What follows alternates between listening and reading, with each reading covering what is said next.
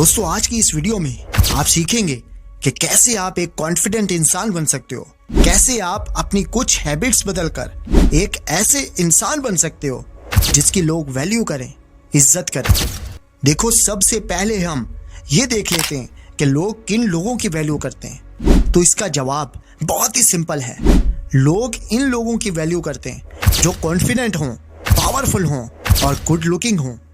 और याद रखें, गुड लुकिंग का मतलब सिर्फ फेस नहीं होता, बल्कि इनका एटीट्यूड और लैंग्वेज भी होती है जो इनको गुड लुकिंग बनाती है। तो आज हम ऐसी ही कुछ बॉडी लैंग्वेजेस पर बात करने वाले हैं कि जिससे आप एक कॉन्फिडेंट इंसान बन सकते हो। देखो, अगर आप इन तमाम रूल्स को अपनी रियल लाइफ में फॉलो करते हो तो मैं आपको गारंटी देता हूँ कि लोगों में आपकी वैल्यू एक अलग ही लेवल पर चली जाएगी। तो इससे पहले आप इस चैनल को सब्सक्राइब जरूर से कर लें ताकि मैं आपकी जिंदगी में ऐसे ही वैल्यू ऐड करता रहूं। तो बगैर किसी देर के शुरू करते हैं। Rule number 1, have slow and relax movement. देखो, आप चाहे चल रहे हो, बैठे हो या फिर किसी ग्रुप के साथ वॉक कर रहे हो तो आपको अपनी मूवमेंट को बिल्कुल रिलैक्स रखना होगा। इससे क्या होगा? इससे ये होगा कि आप ज़्यादा कॉन्फिडेंट दिखोगे, क्योंकि जब आप स्लो चलते हो तो आपकी स्लो और रिलैक्स मूवमेंट दूसरों को आपकी तरफ अट्रैक्ट करती है। इससे लोग आपकी तरफ मुतवज्जा होते हैं और आप और भी ज़्यादा कॉन्फिडेंट फील करते हो। और अगर आप बुरी सिचुएशन में भी रिलैक्स रहना चाहते हो तो इस सिचुएशन में आपका दिमाग 100% वर्क करेगा और आप इस बैड सिचुएशन को अच्छी तरह से हैंडल कर पाओगे। देखो, कुछ लोग बैड सिचुएशन को देखकर इतने अनकॉन्फिडेंट हो जाते हैं कि इनको समझ ही नहीं आता कि इनको इस सिचुएशन को हैंडल कैसे करना है। इसलिए सिचुएशन चाहे कितनी भी बुरी क्यों ना हो, हमेशा अपने आप को रिलैक्स रखो। और अगर आप चल रहे हो तो कभी भी तेज चलने की कोशिश हरगिज ना करो, क्योंकि इससे आप एक डरे हुए इंसान लगोगे। इसलिए एक कॉन्फिडेंट इंसान की तरह रिलैक्स रहो। Rule number 2, eye contact. देखो, आई कॉन्टैक्ट आपकी बॉडी लैंग्वेज का एक बहुत ही अहम और ज़रूरी हिस्सा है। जब आप किसी से बात करते हो और इसके साथ आई कॉन्टैक्ट बना कर रखते हो तो आप ज़्यादा कॉन्फिडेंट दिखते हो, जिससे आप सामने वाले को अपनी बात अच्छी तरह से समझा पाते हो और सामने वाला आपकी बात को अच्छी तरह से समझ पाता है। आपका आई कॉन्टैक्ट आपके कॉन्फिडेंट को जाहिर करता है। यानी आई कांटेक्ट से आप अगले इंसान को ये मैसेज दे रहे होते हो कि आपसे बेहतर इन्हें इस काम के लिए कोई और मिल ही नहीं सकता।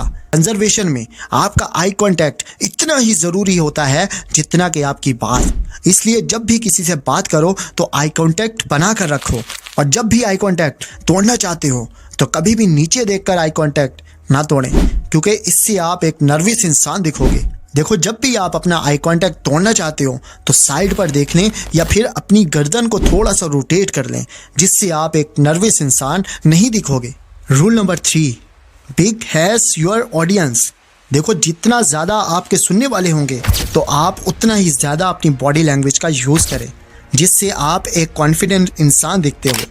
देखो, अगर आप एक ग्रुप में खड़े होकर बात कर रहे हो तो कभी भी एक जगह पर ठहर कर बात मत करो, बल्कि कोशिश करो कि चल फिर कर और अपनी बॉडी लैंग्वेज का ज़्यादा से ज़्यादा यूज़ कर बात करो, जिससे दूसरे लोग आपकी बात को गौर से सुनेंगे।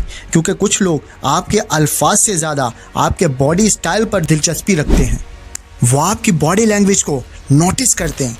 और अगर आपकी उस वक्त बॉडी लैंग्वेज अच्छी नहीं होगी तो आपको कोई भी पसंद नहीं करेगा। तो इसलिए जब भी किसी से बात करो तो अपनी बॉडी लैंग्वेज का इस्तेमाल ज़्यादा से ज़्यादा करो। Rule number 4, don't over react. देखो, कॉन्फिडेंट इंसान बहुत कुछ नोटिस कर रहा होता है लेकिन वो कभी भी कुछ रिएक्ट नहीं करता, क्योंकि अगर आप छोटी छोटी बातों पर रिएक्शन दिखाते हो तो लोग आपको अनकॉन्फिडेंट इंसान समझेंगे।